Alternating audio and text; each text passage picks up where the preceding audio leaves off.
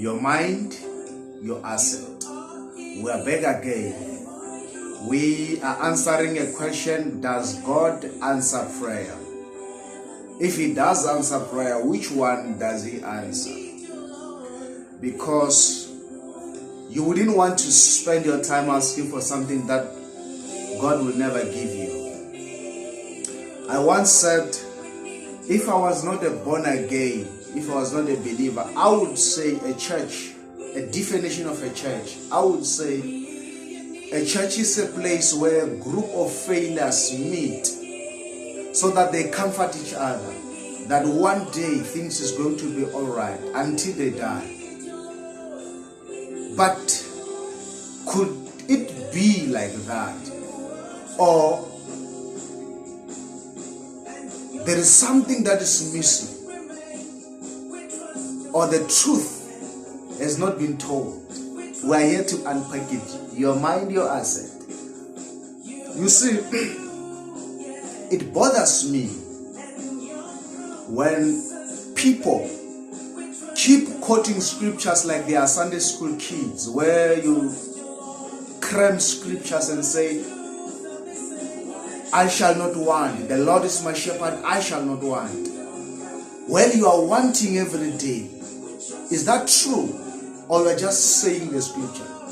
Why would you say greater is he that is in me than the one in the world? But everything around you, does it portray greatness? Does God answer prayer? Why is it that it looks like many churchgoers, many born-again believers, they are broke? They don't have anything to their name. Could that mean that Christians have never prayed about money, about wealth? If they have prayed about it, what is it that they don't have it after prayer? We're here to investigate that. Because it is wrong to continue to say, greater is he that is in me. When we look at you, we don't see anything great.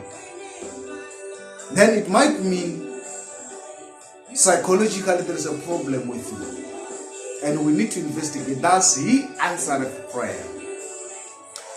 Let me go straight to the investigation I've done. I've done a research on this matter, and I realized few facts, and I realized misconception concerning prayer. The truth of the matter is, God does not answer prayer. God, the one of the Bible, he does not answer prayer, because who does not pray? Hindus pray, Buddhism pray, Judah, everyone pray. But why is it that not everyone has received an answer? How many times you have prayed? So God does not answer prayer. That one we need to establish it from the onset. He does not do that. You see, with desperation, Christians have gone to a point where they celebrate mediocrity, where a church member will stand up and say, I'm here to give testimony. What is the testimony? After my pastor, after I've prayed for 21 days and fast, I got married. What is a miracle about that? Something you, with your education, with all the makeup that we have today, to get a husband, you still call it a miracle. Something that your grandmother received without a prayer, without your bishop, without your pastor. She got married.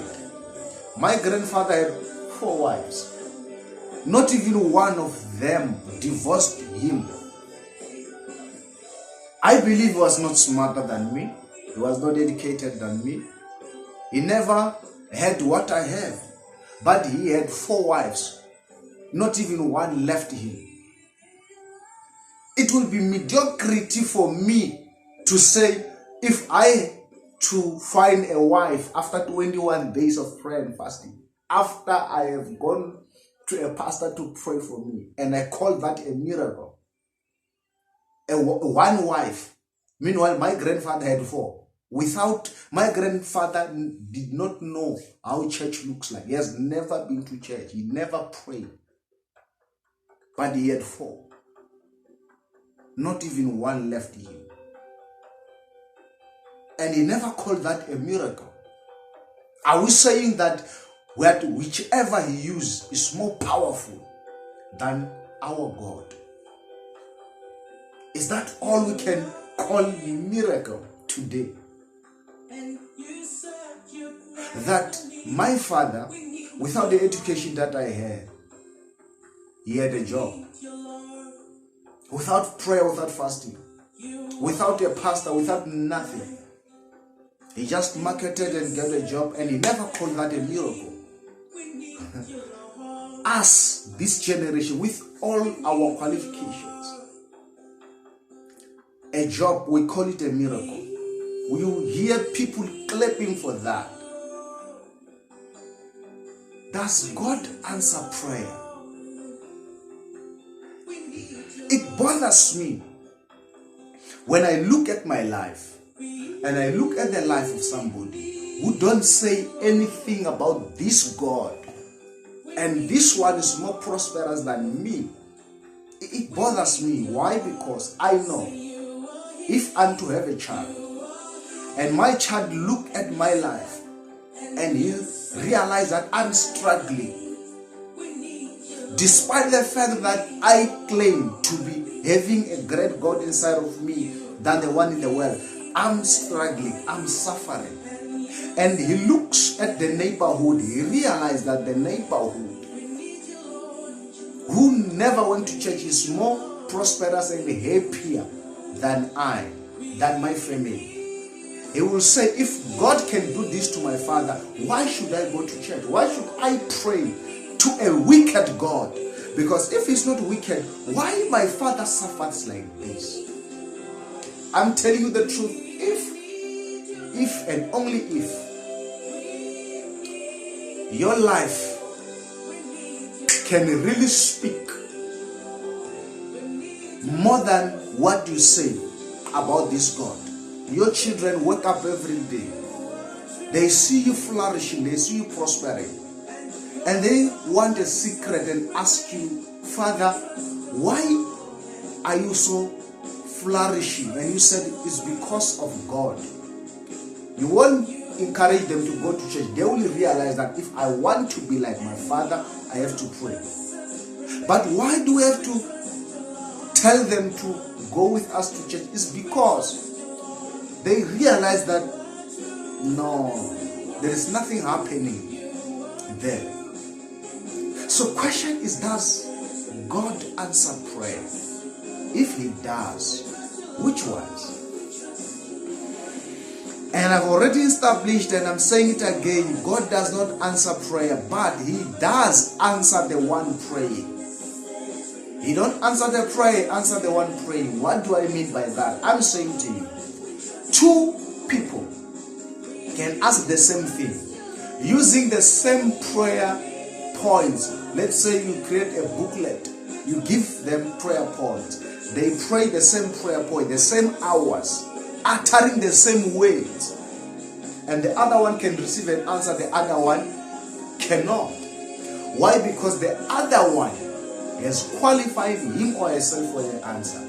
So God answered the one praying, meaning before you ask for anything, you need to qualify yourself to receive that. You can be a woman praying for a husband, but if you have never qualified yourself to be a good wife, you can spend hours and hours.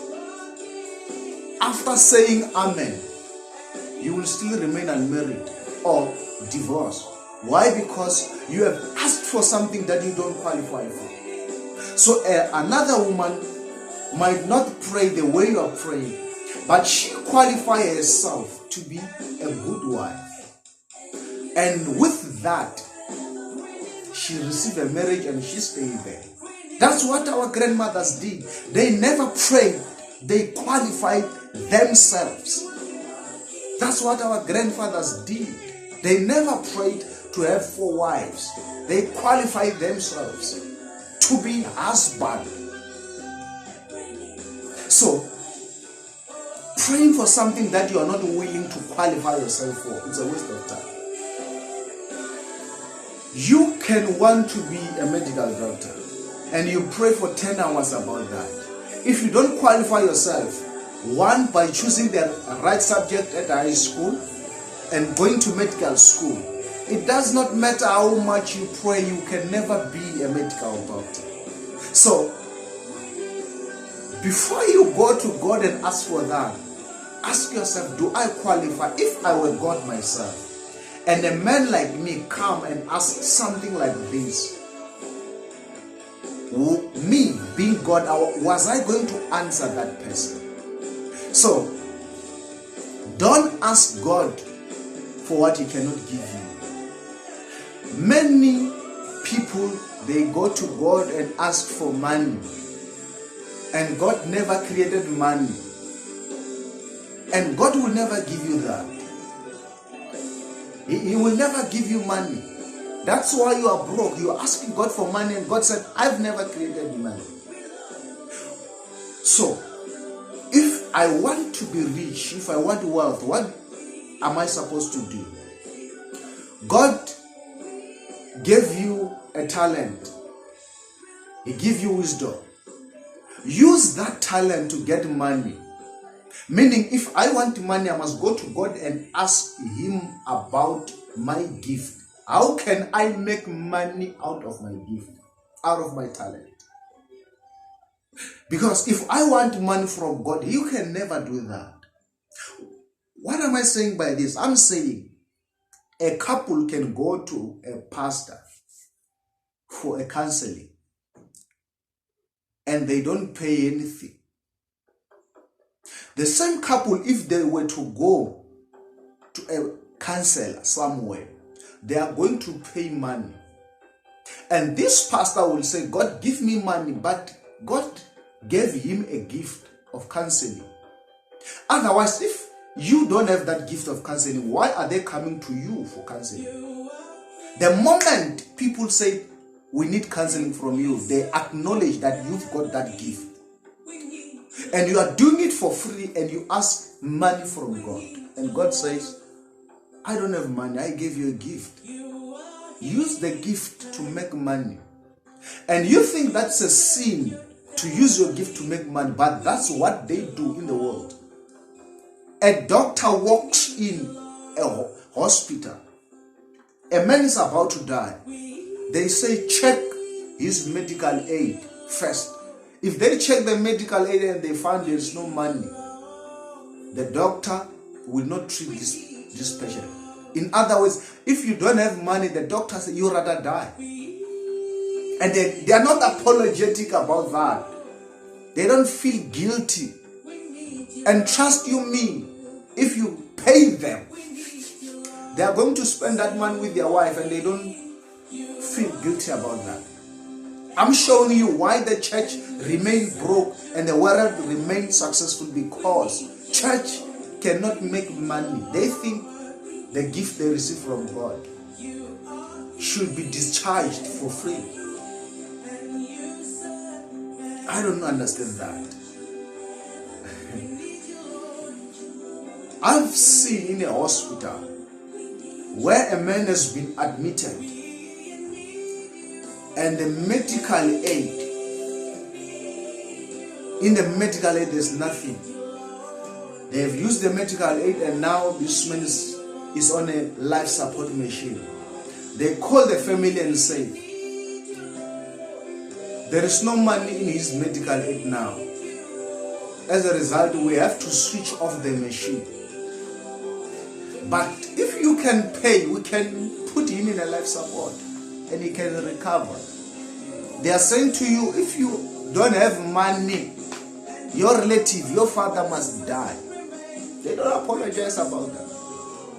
A church apologizes to collect offerings and all of those things. They feel guilty about that. Your mind, your asset. So never ask God for what He cannot give you. He gave you a talent, He gave you wisdom. Use it to receive money, not asking money from Him. The second thing I want to deal with here is that many people say there is power in prayer.